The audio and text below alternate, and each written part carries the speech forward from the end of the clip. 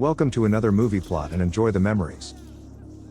We follow the Soviet videographer Dmitri during the final stages of the Second World War.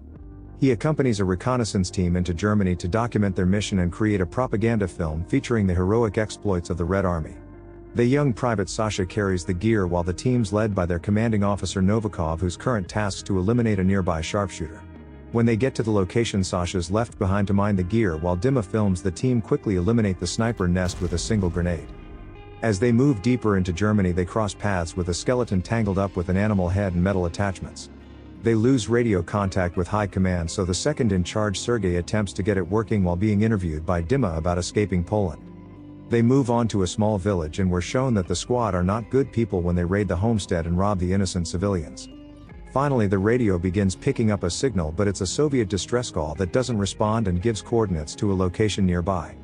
Although Sergei's skeptical of Soviet forces even being in the area, Novikov orders them to investigate since they sounded like fellow Russians.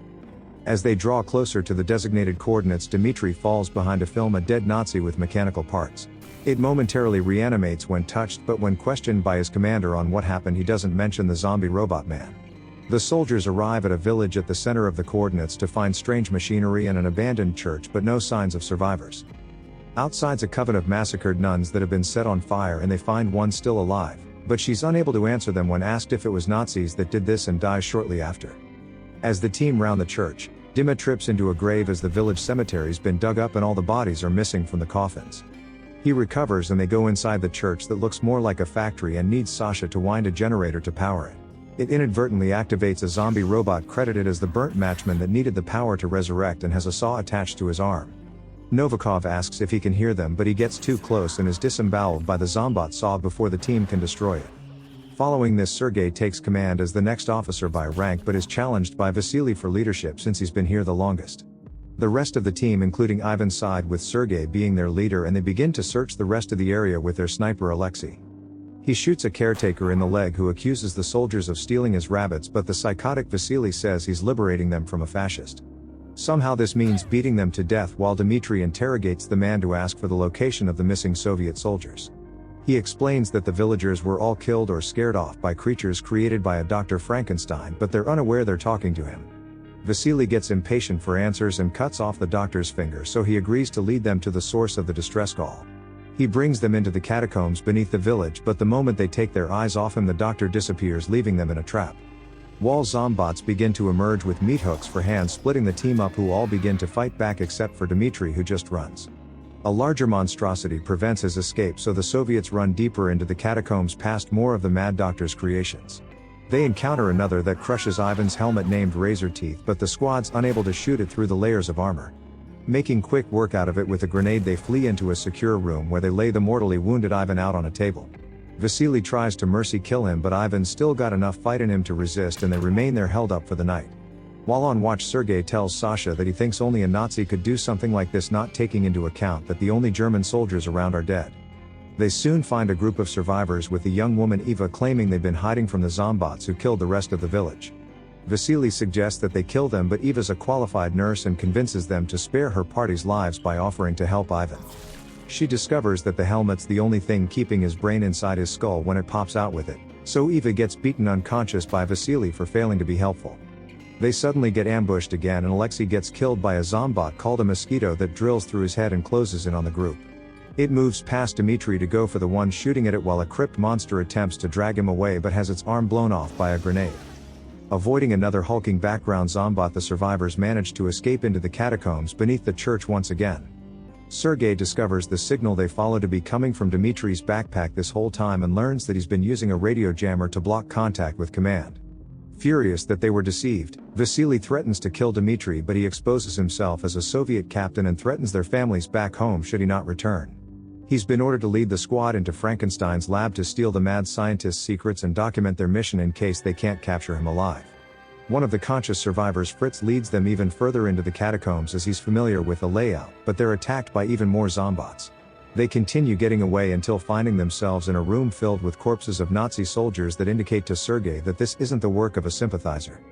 A failed experiment called the Dragger pulls himself towards a room where the body parts that aren't made into cyborgs are turned into food for the rest of them. The Zombot operating a chute is shot dead, and they look down to see that it goes even deeper into Dr. Frankenstein's lab. Sergei and Vassili force the young German survivor Hans to go down to investigate, but he's instantly chopped in half by a Zombot called Propellerhead. The creation advances on Dmitri, but its own leaking fuel line catches fire and it burns to death before it reaches him. Fritz was killed in the attack by a piece of propeller, and the 3 remaining Soviets have finally had enough and mutiny by throwing Dmitri down the chute. Unable to make it back up, he follows a Zombot who doesn't seem to bother him and just takes body parts into a mineshaft for the doctor's experiments. Dmitri's down to his last reel of film and records a message that he's being forced to try to capture Frankenstein by his superiors who have his parents held hostage. He comes across the doctor's living room, which contains the head of Frank's own mother attached to the body of his childhood teddy bear. Going further into the facility, he finds a cold room with dozens of bodies ready to be reanimated, while a nearly dead German officer Dieter's taken away by a Zombot. Dima follows it through the facility until being discovered by what looks like stationary suits that come alive to attack him. While trying to escape, he encounters Ivan, who's been converted into a Zombot, and knocks Dima out while cracking one of his lenses. He's taken to the monster's creator, who reveals his true identity to his hostage as he force feeds him dinner in the form of blended up body parts. Afterwards, the deranged descendant of the original Viktor Frankenstein gives Dmitri a tour of his facility, where he explains how he was being forced to experiment on humans by the Nazis. Once he had made enough Zombots out of the villagers, he overpowered the soldiers and now uses his captors in his experiments. He becomes angry when Dmitri calls them automatons, as he doesn't consider them robots but people with their own free will. His minions have captured Vassili, while the mad doctor turned Hans into a Zombot with only his little legs still intact. Artillery fires heard from the approaching Red Army as Frank unveils the captured Sergei, having collected everyone but Sacha. He lobotomizes Dieter while Dmitri attempts to recruit Frankenstein on behalf of the Soviet government as the first part of his mission. He refuses, as the doctors plan an experiment that he believes will end the war by fusing together the Soviet and Nazi brain. Sergei begs Dmitri to save him from the madman, but the traitor just promises to get him a Hero of the Soviet Union medal when he returns to Russia. The doctor operates on the 2 with the assistance of a Zombot nurse Eva, where he grafts the 2 brains together inside of Sergei's head. He reanimates him with his generator before restraining Dmitri to a table and planning to install his camera into his skull to be his forever videographer. As he prepares to inject Dima, the doctor claims to have done something similar to his own father as payback for attempting to have him institutionalized when he was young. Just then, the Red Army's artillery begins bombarding the factory, so Frankenstein quickly gathers his documents and prepares to flee. But before he's able to leave, Sacha shoots Frank dead, having evaded capture and returned to finish the mission. Dmitri demands that Sacha release him, but the private just promises to get the captain the same medal that he promised Sergei and leaves him tied up. He saws off the doctor's head and takes it with him as proof that he succeeded in his mission, and escapes the facility with Dmitri's camera.